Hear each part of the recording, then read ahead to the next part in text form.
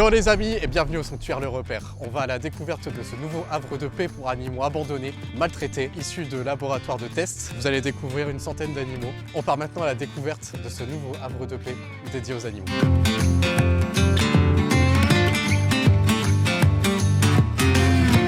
Alors la première chose à savoir, c'est que le sanctuaire est un refuge à espace. Ça veut dire que dans tout le domaine, c'est-à-dire les 8 hectares, la chasse est interdite.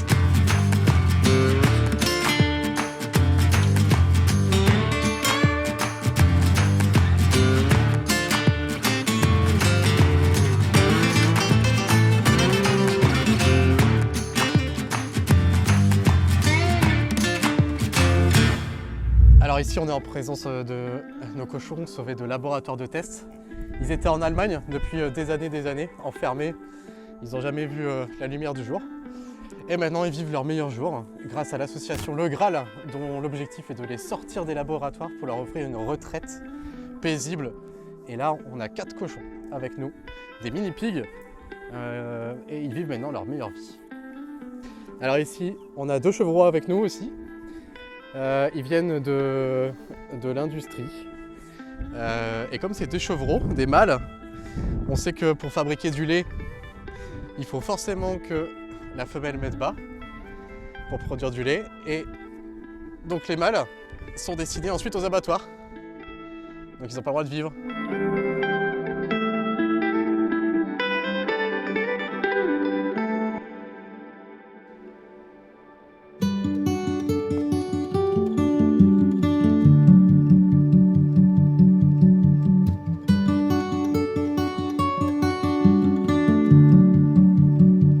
Oui, donc bonjour, moi c'est Françoise de l'association Avatar Frères de Meute et donc voici Avatar, un jeune mâle chien amérindien de 2 ans.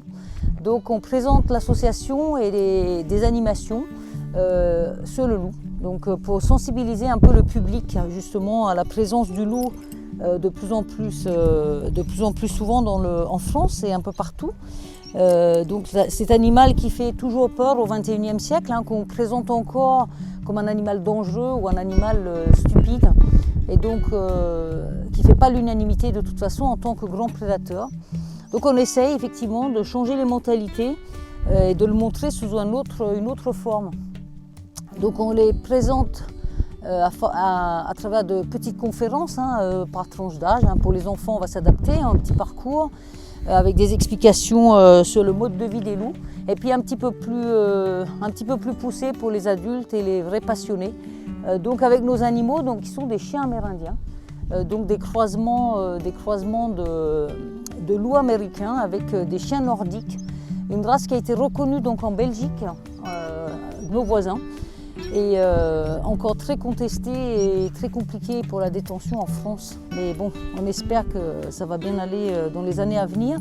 Donc des animaux compliqués aussi, ils sont socialisés dès le plus jeune âge et donc autant au contact de chiens que des humains. Et pour montrer justement leur vrai côté pacifique. Ce sont des animaux très calmes, pacifiques et donc qui sont très tolérants. Et donc comme leurs cousins dans la nature, ils ont une capacité d'adaptation et une vie en famille et ont besoin d'une vie en famille.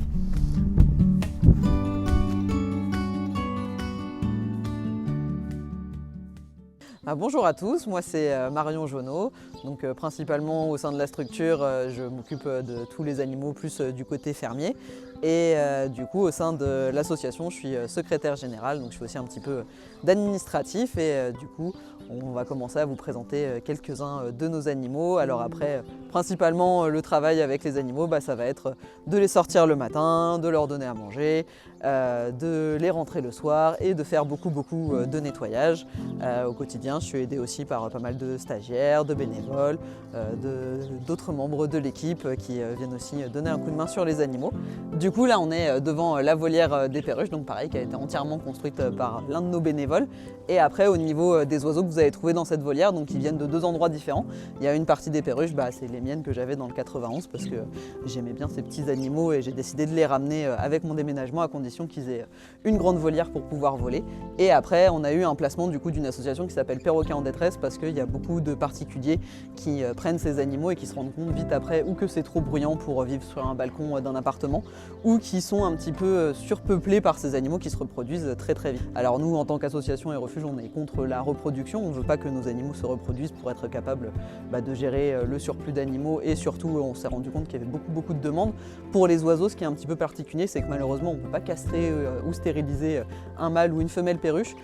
C'est des animaux qui vivent en couple, du coup, on ne peut pas non plus séparer le mâle de la femelle. Donc moi, en fait, ce que je fais, c'est que la volière, elle est suffisamment grande et qu'on est parti d'un petit nombre d'individus pour que tous les ans, et pour éviter aussi qu'ils aient des problèmes de comportement et des problèmes de santé liés au fait de se retenir, de pas pondre pour les femelles, c'est dangereux aussi.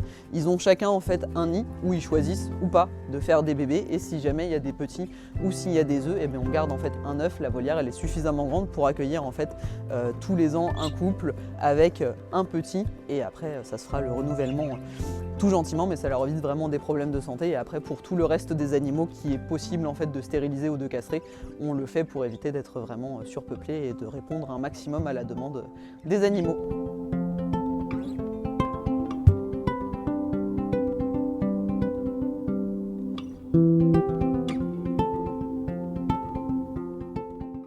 Je suis maintenant avec Marjorie qui va nous parler de cette nouvelle aventure avec les animaux qu'elle a réussi à créer il y a 1 an et demi.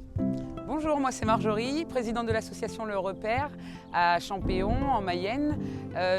Moi j'ai décidé de créer une structure il y a environ 1 an et demi. À la base j'étais soigneuse en parc zoologique et j'ai été aussi ASV en clinique vétérinaire. Je voulais créer un endroit qui allait avec mes convictions, donc faire du sauvetage d'animaux. Donc on est venu s'installer en Mayenne. Aujourd'hui on a 120 animaux dans notre structure. Ils sont sortis de laboratoires, abattoirs, abandons. Donc c'est que du sauvetage. On a des vaches, des chevaux, des ânes, ça va du plus petit au plus grand, des petites souris, des lapins, des cochons d'Inde, donc beaucoup d'animaux de ferme. On a fait quelques sauvetages de chiens et chats pour leur offrir une vie familiale. Alors voici Nala, donc c'est une chienne boxer qui va bientôt avoir 4 ans le 8 août de cette année. Nala, elle est atteinte d'une maladie, la colite ischio-cytaire. Donc c'est une maladie, pour faire simple, c'est un dysfonctionnement du côlon. Donc en fait, elle a des diarrhées constamment. Elle vit comme ça. Nala, elle est arrivée chez nous, on l'a adoptée via l'association Boxer Amis, qui fait du sauvetage de boxers ou croisés boxers. Elle avait des propriétaires à la base et qui ont décidé de l'abandonner suite à sa maladie, qui est une maladie qui est assez compliquée à gérer. Alors, je vous présente maintenant Diego. Diego, c'est un chat de race bengale qu'on a adopté il y a quelques années de ça, parce qu'aujourd'hui, Diego, il a 7 ans. Il vient de chez une personne âgée qui ne maîtrisait pas très bien la reproduction. Donc Diego, il n'avait pas de problème particulier au début, sauf qu'il a perdu la vue progressivement et à l'âge de 2 ans, il a tout perdu. On l'a fait vérifier par un spécialiste ophtalmo et donc il est devenu aveugle. On pense que c'est la génétique, ça peut arriver chez les chats de race en fait. Alors des fois, il y a des petits accidents quand même, parce que quand il est un petit peu surexcité ou que la gamelle arrive, il peut prendre un coin de mur. Mais sinon, au quotidien, ça se passe plutôt bien. Il arrive à bien se diriger, il a développé d'autres sens qu'il a même surdéveloppé. Et donc maintenant, il a l'amour qu'il mérite et on s'en occupe chaque jour.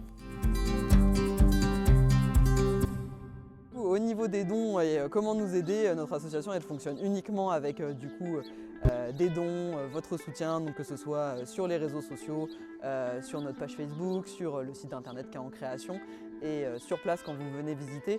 Tous les fonds récoltés sont reversés au profit de l'association et des animaux.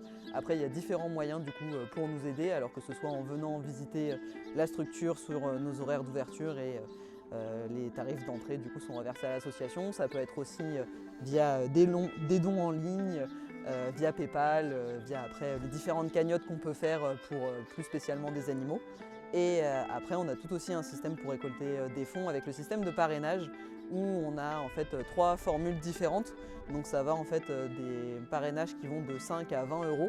Pour les 3 types de parrainage, donc 5, 10 et 20 euros, vous avez en fait le suivi des actualités des animaux sur la page Facebook, Vous recevez un certificat de parrainage, du coup ça vous permet de devenir marin ou à l'inverse, marraine ou parrain des animaux que vous choisissez, votre petit chouchou, votre préféré ou celui qui vous attire le plus ou qui a besoin plus de soins vétérinaires. Et du coup en différence, vous recevez une photo par mail pour le parrainage à 5 €, une photo moyen format pour 10 €, une photo grande format pour 20 € et on vous offre aussi du coup l'adhésion à l'association pour 20 €.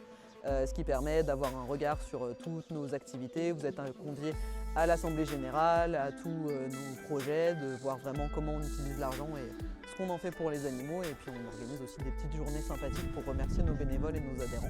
Et c'est plutôt sympa, on espère refaire des petites choses à la fin de l'année.